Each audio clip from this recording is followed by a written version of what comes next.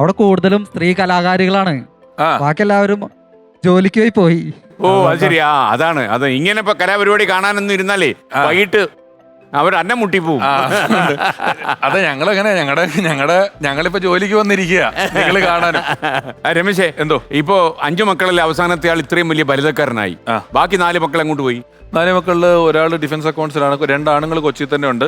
ഒരു സഹോദരി ബാംഗ്ലൂരാണ്, ഒരു സഹോദരി ബോംബെയിലാണ്. വിമല, നിർമ്മല, സന്തോഷ്, സതീഷ്. എന്റെ അമ്മോ, അവരുമായിട്ടൊക്കെ ഒരു ചങ്ങാത്തം എപ്പോഴും കീപ്പ് ചെയ്യാൻ പറ്റുന്നുണ്ടോ? പിന്നെ എപ്പോഴും ഉണ്ട്. ഈ രമേഷ് പിഷാരടി എന്ന ഹാസ്യ കലാകാരൻ വേദിയിൽ വരുമ്പോ അത് എൻജോയ് ചെയ്യാനായിട്ട് ഈ സഹോദരങ്ങൾ വന്നിട്ടുണ്ടോ എപ്പോഴെങ്കിലും?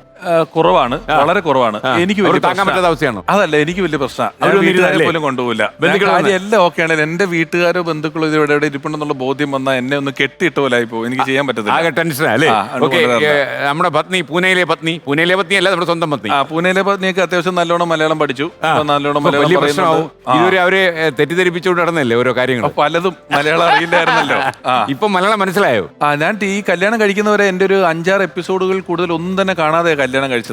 ഇപ്പൊ എല്ലാം കാണുന്നുണ്ട്, എല്ലാം പഠിച്ചു. ഇപ്പോഴായിരുന്നെങ്കിൽ കല്യാണം നടക്കുമെന്ന് പറയാൻ അതിനെ കുറിച്ച് തന്നെ ഞാൻ സംശയിച്ചിരിക്കുന്നു. അന്നത് അങ്ങനെ സംഭവിച്ചു.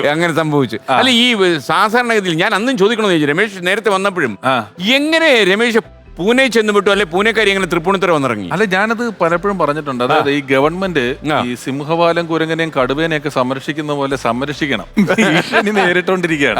അപ്പൊ അങ്ങനെ ആലോചിച്ച് കെട്ടിയതായതുകൊണ്ടേ ആലോചിച്ച് അങ്ങ് എത്തിയപ്പോ ഈ സംസ്ഥാനത്ത് നിന്നൊന്നും കിട്ടുന്നില്ല.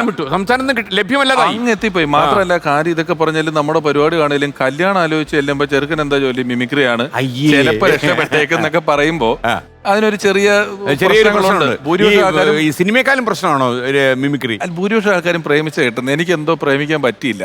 രമേശിന് സമയം കിട്ടിയില്ല എന്നൊക്കെ രമേശ് ചിലരങ്ങളൊക്കെ പറഞ്ഞു. അതാണ് സമയം. അന്നും സ്റ്റേജ് പ്രോഗ്രാം എങ്ങനെയെങ്കിലും ഇതിൽ ആളാവണം എന്നുള്ള വലിയ ആഗ്രഹത്തിലായതുകൊണ്ട് തലയിൽ വേറെ ഫോൾഡറുകളൊന്നും തുറന്നില്ല. ചില പ്രണയമൊക്കെ ഇങ്ങനെ നമുക്ക് തോന്നി തുടങ്ങുമ്പോ തന്നെ ഞാൻ തന്നെ തല്ലിക്കെടുത്തും. വേണ്ട.